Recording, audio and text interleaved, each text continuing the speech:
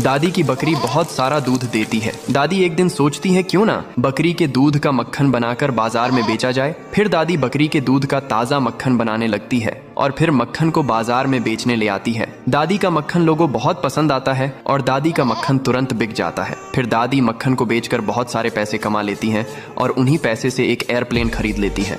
अब दादी और बकरी एक दिन एयरप्लेन से कहीं घूमने जा रही होते हैं। तभी अचानक से एयरप्लेन में आग लग जाती है और तेजी से जमीन पर गिरने लगती है और दादी मर जाती है, लेकिन बकरी बच जाती है और बहुत रोने लगती है क्योंकि किसी ने लाइक सब्सक्राइब नहीं किया।